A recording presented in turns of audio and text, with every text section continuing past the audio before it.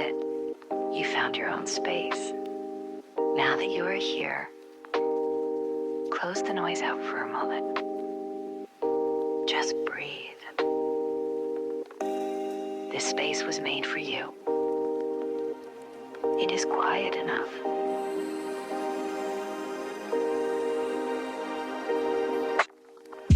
Wherever today has taken you, however heavy it has been, in the middle of all the chaos, God is still here, and so are you. Let's have a conversation or conversations. This is God-given peace. This is bliss. This is quiet enough. This is Quiet Enough, otherwise known as The Party is Quiet Enough. This episode is called I Am More Than What Happened to Me. Hey bestie, come sit with me for a second. No cap, no filter, no performance. Just me and you for the next few minutes. I want to talk about something today that I'm gonna handle really gently because it's heavy. So if you need to pause this and come back when you're ready, that's allowed. There's no rush here. But if you're ready, let's go there together. This is quiet enough, and I see you, all of you, even the parts you don't show anybody. Okay, y'all know we always start with a question, so real question.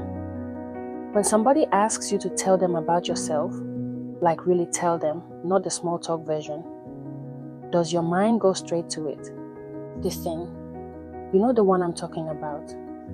The thing that happened, the thing you didn't ask for, the thing that changed something in you that you can still feel even on days when everything else is fine.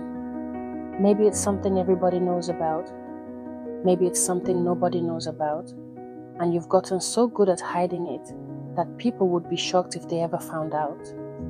And somewhere along the way, without you even deciding it, that thing became the headline of your whole story. Like if somebody wrote a book about your life, that event would be on the cover. Some of you have been introducing yourselves by your worst chapter when you were always meant to be the whole book. I need you to hear me on this one, okay? What happened to you, whatever it was, it does not get to be the only thing people know about you. And more importantly, it does not get to be the only thing you know about you. Let me put you on to somebody. We'll call her Amara. Amara went through something at 13 that nobody should ever go through. I'm not going to describe every detail because that's not what this episode is about. And honestly, some things don't need to be relived to be understood. But I'll tell you this. It was the kind of thing that takes a kid's sense of safety and just rearranges it completely. After it happened, Amara changed. Not on the outside at first. She still went to school, still did her homework, still smiled when she needed to. But inside, something had shifted. She started seeing herself differently.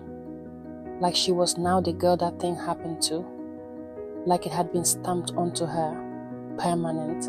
The way a label gets stuck onto a jar and you can scrub and scrub, but the sticky residue never fully comes off. By the time Amara was 16, that event had quietly become the lens she saw everything through. It explained why she had trouble trusting people. It explained why she flinched at certain things other people didn't even notice. It explained the nightmares, the anxiety, the way her body sometimes reacted to things before her mind even caught up. And in a weird way, even though she hated it, that explanation became familiar, comfortable almost, because at least it was an answer. At least it made sense of why she felt the way she felt. But here's what started happening that scared her. That explanation started becoming her whole identity. When she thought about her future, she pictured someone broken trying to function. When she thought about relationships, she pictured someone who would always have to explain her baggage before anyone could really know her. When she looked in the mirror, she didn't see Amara first. She saw the thing that happened to Amara. She had survived something terrible, and then she spent years sentencing herself to live inside it forever. One day, Amara's counselor said something that cracked something open in her. She said, "Amara, I want you to notice something. Every time you talk about your future, you talk about it as someone managing damage. You never talk about it as someone building a life." Amara sat with that for a long time. Because it was true. She had stopped imagining a future that was actually hers. She had only been imagining a future where she survived well enough, coped well enough, functioned well enough, despite what happened. She had never once imagined a future where she simply lived, where the thing that happened was real and true and part of her history, but not the architect of everything ahead of her. That night, Amara wrote something down in her journal that she had never let herself write before. What happened to me is part of my story. It is not the whole story, and I am allowed to write new chapters that have nothing to do with it. You are allowed to write chapters that have nothing to do with what hurt you. Okay, let me talk to you directly now. If you're someone carrying something heavy, abuse, assault, loss, neglect, something done to you by someone who should have protected you instead, I need you to hear me clearly. What happened to you was not your fault. I don't care what story your mind has been telling you about how you could have stopped it, prevented it, deserved it somehow. None of that is true. You did not cause what was done to you. And I also need you to hear this, even though it might be harder to receive. You are allowed to stop introducing yourself by it. I know that might feel impossible right now. I know the event might feel so big that it seems to take up your whole identity, like there's no room left for anything else to be true about you. But bestie, that thing, as huge and as real and as painful as it was, is not the biggest thing about you. You are bigger than it. You were always bigger than it. Even on the day it happened, even on your worst night since, even right now, watching this, you are bigger than what was done to you. Survivors are not defined by what was done to them. They are defined by everything they continue to be afterward. Here's something I really want you to sit with. Survival is not the end of your story. It's actually just the beginning of a different chapter. One where you get to decide who you become next. And I know that sounds like a big ask when you're still in the thick of healing. I'm not saying skip to the end and pretend you're fully healed. Healing isn't a switch you flip. It's slow and it's messy. And some days it will feel like you're moving backward instead of forward. But moving slow is still moving. And you, just by being here, just by still showing up to your life every single day after everything, you are already doing something incredibly brave. Okay, I want to say something now, and I need you to receive it the way I mean it. With love, not judgment.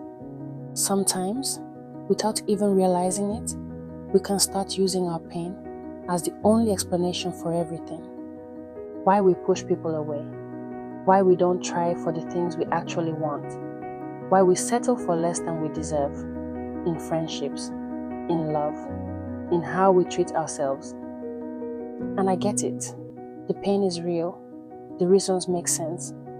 But at some point, bestie, we have to ask ourselves a question that's a little uncomfortable. Am I healing from what happened, or am I hiding behind it? Those are two very different things. Healing says, this hurt me, and I am working through it, slowly, with support, with grace for myself. Hiding says, this hurts me, so I'm not going to try anymore. I'm not saying this to shame anybody. I've watched people I love do this. I understand why it happens. Pain makes a really convincing case for staying small, staying guarded, staying stuck. But you didn't survive everything you survived just to spend the rest of your life standing still. You didn't survive that to just exist. You survived it to actually live. So what do with all of this? Let's make it practical, bestie. First, Find your person, a therapist, a counselor, a pastor, a mentor, somebody trained or trusted enough to hold what you're carrying without flinching. I know it's scary to say it out loud for the first time, but the version of you on the other side of that conversation will be so much lighter than the version of you carrying it alone. Second, practice separating the event from your identity on purpose in small ways. When you catch yourself thinking, I'm broken because of what happened, try gently correcting it to something broke me a little and I'm in the process of healing. Small shift, big difference over time. Third, let yourself want things again. A future, a relationship, a dream, a goal, without immediately attaching a disclaimer about your past to it. You're allowed to want good things without feeling like you have to earn them first by being fully healed. Fourth, give yourself permission to have good days without guilt. Some survivors feel guilty when they're happy, like happiness is a betrayal of what they went through. It's not. Your joy is not disrespecting your pain. Your joy is proof that the thing that happened to you did not get the final say. Your joy is not a betrayal of your pain. It's proof that you're still here and still becoming. And one more thing, healing is not linear. You will have days where you feel like you've made so much progress, and then a random Tuesday where it hits you all over again, out of nowhere. That doesn't mean you're failing. That just means you're human, and healing isn't a straight line. It's more like a winding road that's still overall moving you forward. If you want to, say this quietly wherever you are. Dear Jesus, I know that what happened to me was real. It hurt me in ways I'm still discovering, but I don't want it to be the only thing I am. Help me separate the event from my identity. Help me believe that I am allowed to want a future that has nothing to do with my past. Help me find people who can hold my story without making me feel small for having it. I survived. I am still surviving. And one day, I want to do more than survive. Help me believe that day is coming. I am more than what happened to me. Help me actually live like I believe that. Amen. Okay, bestie, I know that was a heavy one, but I needed you to hear it because somebody needed to say it to you plainly. What happened to you was real, and you are still more than it. If this found you today, and you need somebody to actually talk to, please don't carry this alone. Reach out to someone you trust, a counselor, a helpline, somebody safe. You deserve real support, not just a video. And if you know somebody who's been carrying something heavy and quiet, send them this. You don't have to explain why. They'll understand. You are more than what happened to you. You always have been. Until next time, be still enough to hear the good things. Hey, bestie. You had a good time, right? Yeah, I bet you did. And just like that, you made it through. Just so you know, the world will get loud again the moment you leave here. That's okay.